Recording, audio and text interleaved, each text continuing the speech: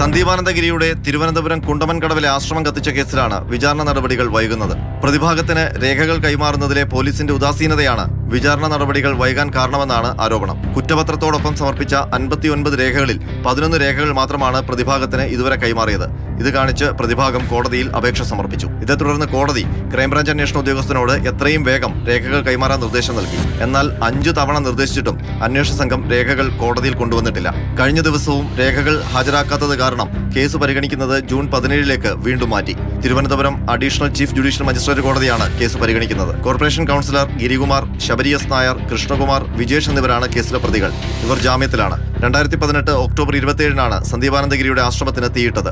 ആശ്രമത്തിൽ റീത്ത് വെച്ചത് കൃഷ്ണകുമാറാണെന്നാണ് ക്രൈംബ്രാഞ്ചിന്റെ കണ്ടെത്തൽ. ദീർഘകാലം തുമ്പില്ലാതെ പോലീസ് ഇരുട്ടിൽ തപ്പിയ കേസാണിത്. പിന്നീട് ആത്മഹത്യ ചെയ്ത യുവാവിന്റെ സഹോദരന്റെ വെളിപ്പെടുത്തലിലാണ് കേസിൽ ക്രൈംബ്രാഞ്ചിന് വഴി തുറന്നു കിട്ടിയത്. ആശ്രമം കത്തിക്കുന്നതിൽ ഗിരികുമാറിന്റെ നേതൃത്വത്തിലാണ് ഗൂഢാലോചന നടന്നതെന്നാണ് ക്രൈംബ്രാഞ്ചിന്റെ കേസ്.